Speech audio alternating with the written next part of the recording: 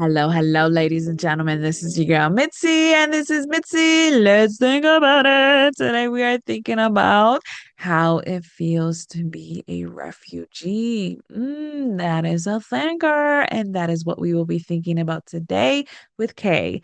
Oh, look at that. It rhymed. How cute.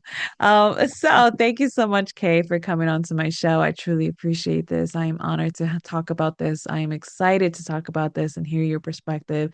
So let's dive right in. When you hear those words, how it feels to be a refugee, what does that make you think about?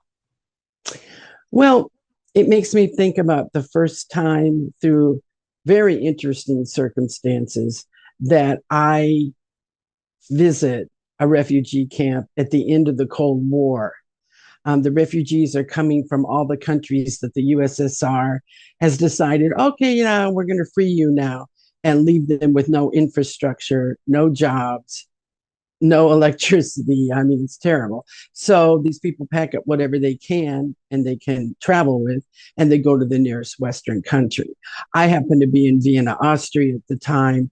I'm an international opera singer. I was apprenticing there, and I was also singing in a lot of the cathedrals. And a priest actually asked me to come and see it, to see what I could do a to give these people some kind of entertainment since I was in that business, and then second of all, to see the conditions and then try to go and get mentorship from the opera crowd of Vienna, which are going to be the upper echelon of the economy. And so it was kind of twofold that priest asked me, and so that was my first experience. And then I got really involved in the refugee camps for a very long time. So, Wow, that's beautiful that you were able to experience something like that nobody really has a fathom of what actually went down there. You know what I mean? You could hear stories, but at the same time it's like surreal when you're able to actually hear a testimony. You know what I mean? Because a story well, and a yeah, testimony are two different. So it's like it's your testimony and you put it in your books, in your book, and then it now if God forbid anything happens to you, everybody's able to know the truth. You know what I mean? Know what you experienced, see it in your eyes, in your heart, how you felt. You know what I mean? I mean, do you have a passage from your book that you don't mind sharing with us? yeah.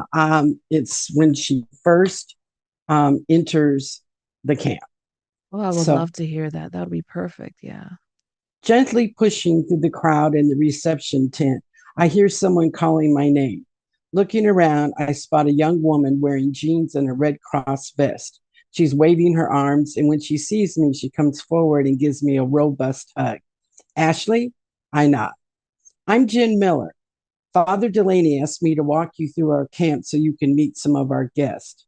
As we leave the reception tent, she kicks a ball made of old duct tape back to the kids playing in the field. I'm touched by the way she refers to the refugees as guests. She leads me down the dirt lane towards the resident tents. He mentioned that you're providing entertainment. That would be a blessing. I nod. Do you think they'd like music and dancing and maybe a puppet show for the children? My eyes land on a woman passing by carrying a haggard looking toddler. Jin laughs. Oh, I think the children would love a puppet show. I instantly like her. Why don't I follow you around as you work and I'll throw in a hand whenever it's needed? She looks me up and down and hesitates for a moment. With an odd expression, she replies, I don't think that you're dressed appropriately for the job. It can get pretty messy. Smiling, I assure her, it's okay. I grew up on a farm. I'm not afraid of getting my clothes dirty. Jen shrugs and smiles. Okay, let's head over to number 11. I follow her into an enormous, dimly lit green tent filled with rows and rows of army cots. Every cot is occupied. Mothers nursing young babies, toddlers napping, wrinkled elders gazing blankly towards the door. Many of them look up when we enter. Instantly, several of them raise their hands and call to get our attention. The first woman we attend to is stretched out on her back, softly weeping. She must be at least 85 years old. My heart sinks. A middle aged woman approaches us and is jabbering away in some Slavic language and pointing to the old woman. The middle aged refugee is obviously telling us that we need to attend to her. She seems very irritated. Jim pushes her aside to get to the older woman. I squeeze in on the other side of the cot. When Jim tries to pull away the army blanket, the poor woman grabs tighter and shakes her head emphatically, tears streaming down her face. The smell is overwhelming, but I lean in and whisper in Jin's ear, she's had an accident. Why don't we see who else needs help and I'll get her cleaned up? Jin looks at me apologetically, but I quickly take charge. Show me where the supplies are and I'll get started. She quickly gives in. The supplies are in number 3. I've got this, I add. After I'm finished, I'll have to go, but I've seen enough to make my report. That and then some. The conditions are worse than I could have imagined. She nods her head like she understands. Thank you again for your help. I smile. No problem, Jen. Thank you for all your work here. You're an incredibly strong and dedicated woman. God bless. As she walks away, I turn to the middle aged woman and motion for her to follow me. She does, and I sense her relief when we bring back needed supplies. When we return to the tent, I motion for a few other younger women who obviously know the old woman to come and help. I have each of them hold blankets to form privacy screens around the cot. Once the old woman sees this, she allows me to pull the soiled bedclothes away. As I lift her to remove her bedclothes, she begins to speak through her sobs.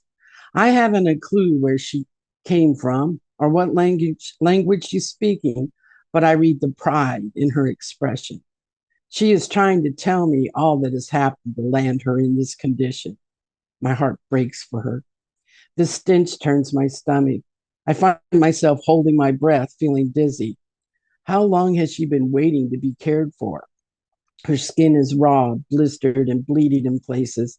I continue to hold my breath until I can place it all in a plastic bag. That's one of the advantages of being an opera singer. I can hold my breath for an amazingly long time. The old woman's sobs are quieting. After sponge bathing her, I start applying petroleum jelly on the bed sores. I'm fighting back the tears. She's lost everything she's ever known. Through no fault of her own, she lives in a state of humiliation and shame. I gaze into her dark, wizened eyes to let her know that I do understand. And then I begin to quietly hum Amazing Grace. It's the only way I can soothe her. Everything in the room goes quiet. So I sing louder and add the words in English until the sound of my voice fills the tent as I dress her in fresh clothes. The middle aged woman pats my shoulder and smiles down at the woman on the cot. Her whole being is filled with peace now. I finish my song. All the women who helped me start jabbering at once. I know exactly what they're saying. Thank you. The human voice in song has a great healing power. What they don't know is the invaluable gift that woman has given me. I know now that it is in our most humbling actions when we do the most good. Smiling, I lean down and kiss her wrinkled and weathered cheek, and then make my way through the rest of the tent. It's dreadful. Everything has been stripped away from these people. They have no jobs, daily chores, school, church, or recreation. I see a young girl gnawing on a hard crust of bread. She sits at the edge of a group of boys who are entertaining themselves by kicking around a coffee can. Every day they live with only what is given to them, and it's obvious the resources are limited. Somehow I've got to get these kids some real toys. I check my watch. It's time for me to leave. Dun dun dun. I loved it because I can see everything that you're saying. And I used to be a caregiver, so I know exactly what you mean when you talk when you were describing the bed sores, you were describing oh, thank you so much. I appreciate it. You know what I mean? That sincerity with her eyes and everything. Like, man, it Hmm. really is something to give somebody that dignity back after they feel like they've Yeah. lost it in something that was uncontrollable. And oh my goodness, to see children utilize the bare minimum and try to make the best out of it. Oh, it is heartbreaking Hmm. because it's like, I know you deserve best, but at this point, it's like, what can I do right now? Nothing, but I will, like you said, I will have to figure out how to bring toys to them. Like that right there is Hmm. humbling because it just shows like humanity needs to remember how to be human again, how to Yes. connect with one another. And when you talked about how music is a universal language and how Hmm. everybody understood and they absorbed the emotions, they absorbed it in such a way where it brought them all peace. Like that is something that, I mean, I even spoke to somebody about that, how music really changes our perspective. It changes Oh our yeah. heart, it changes our outlook, it could change our mood. Like it really does speak to us in a manner that is like, oh, breathtaking sometimes, so it's like to Hmm. provide that, you know what I mean? To provide that in that moment in your book, it really does show that you didn't know what else to do for these people, but you knew that you needed to provide some type of love. So here's this, the only love that I can give you right now is through song form, and I think that is so genuine. And like I wish people can just take that and just consider like you don't have to provide money, you don't have to provide a brand new house to everybody. You just Hmm. have to be some type of kindness that is genuine. You know what I mean? And if all you have is a smile, give a smile. Man, a smile has Absolutely. saved lives, and is Hmm. truly, truly something. And man, why do you think, in your opinion, people reject others that are considered to be refugees? Well, after all my experiences, I'm back here in the States now, and I'm absolutely fighting that every day with people. Um, I'm Yeah. actually my partner's a refugee. Well, he's not a refugee, but he's an immigrant, and he could have been a refugee. It came close. I mean, it's to me, it is one of the worst things that any human being can do is to only be able to relate to one's life, their own backyard, and not to care about anything else. Absolutely. Uh, that is very prevalent right now.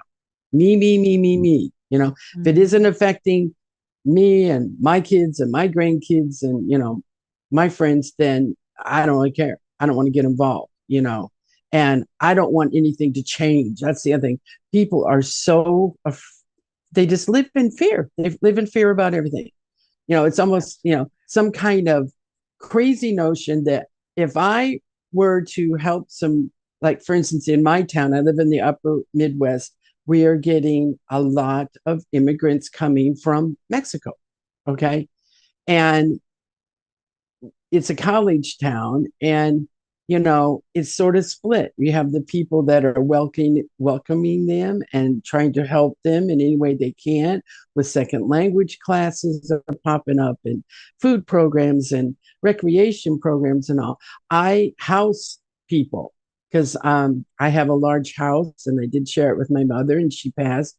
And especially during COVID, I just thought the facilities that could house people for low income housing in this town were just bursting at the seams, and they had waiting lists. And I started trying to help this fellow that I was working with, that I met, that was working in food service, and he was single father. And as I got to know him, I found out that he was about ready to become homeless.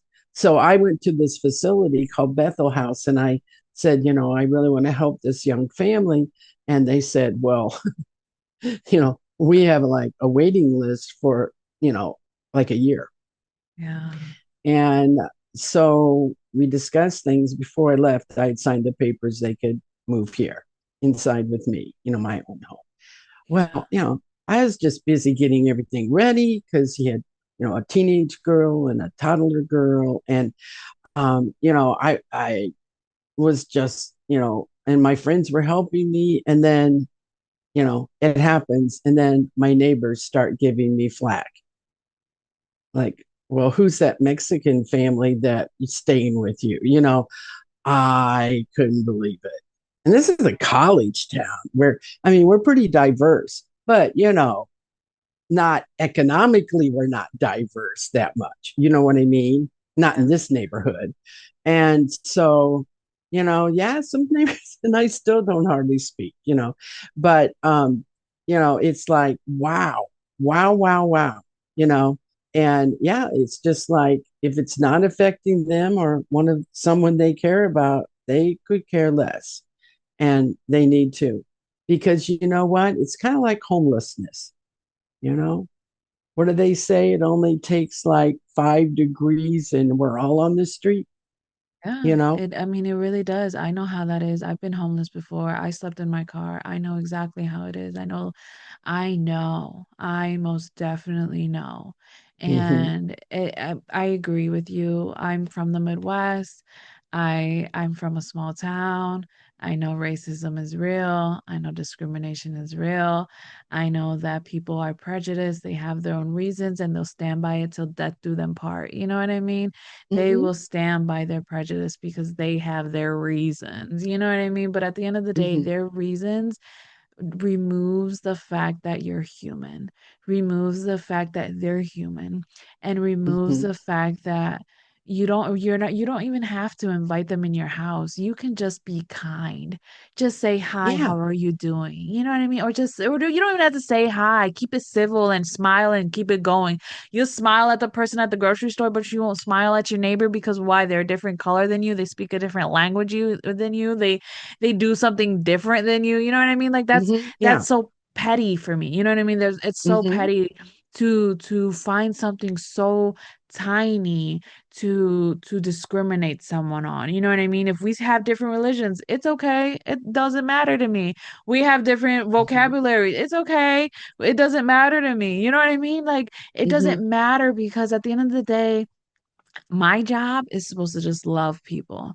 My job mm-hmm. is to accept people where they're at. You know what I mean? And I'm going to be like cautious and I'm going to have my my guards up when it comes to in the right moment for the right situation. You know what I mean? We Mm-hmm. have to be realistic. You know what I mean? You don't have to be in defense mode, survival mode every single day, every single hour with every single person. Like, come on. When there's a real That's war, when right. we're actually have a battlefield in our yard, then okay, yeah, you go your way and don't ever speak to me. You know what I mean? But or we Mm-hmm. get together and we make it work, because like let's be honest, when you see these movies about like an apocalypse and things like that, what binds us together? The fact that we're human. It doesn't matter if you're from India or if you're from Mexico, if you're from That's right. wherever in the UK. It's just the fact that you're human and we're the last ones, so we're gonna stand together because we are all we got. But the fact that it's all about that individualistic mindset is it's all about me, me, me. Like you were talking about, people are very selfish, people are very entitled.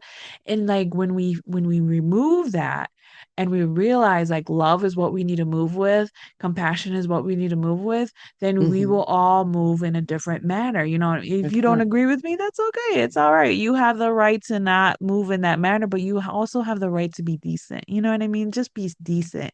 So I agree 100%, Kay. And I know time is catching up to me, and it's sad because I feel like we could keep talking, boom, boom, boom. You know what I mean? I'm really liking it. But what can be some lasting words that you can leave us off with to keep on thinking? Well, getting back to it could happen to you kind of thing, and you were talking about a battle in your front yard or anything. Well, I saw, I was living in New York for 17 years because I was an opera singer. And, um, New Yorkers, I mean, we are very diverse, but, we kind of just stick to our own too, Um, and where I saw that completely change was during 9/11, the day of 9/11 and the weeks after. People Yeah. changed because all of a sudden someone came and attacked our city.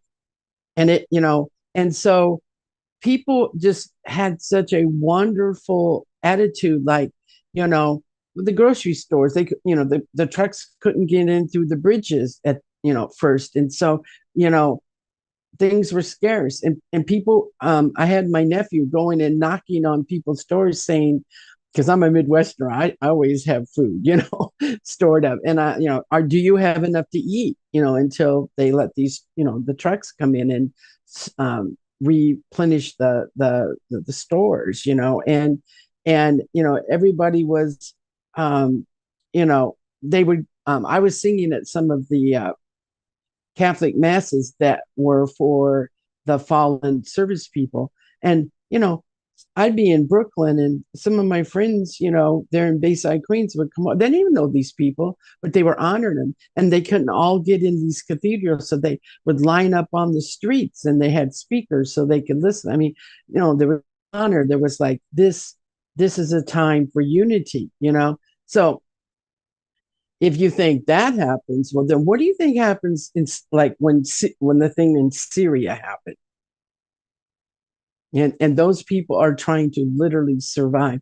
People are going to come together, Yeah. or these Mm. people that I dealt with in both the end of the Cold War in Bosnia. It's like,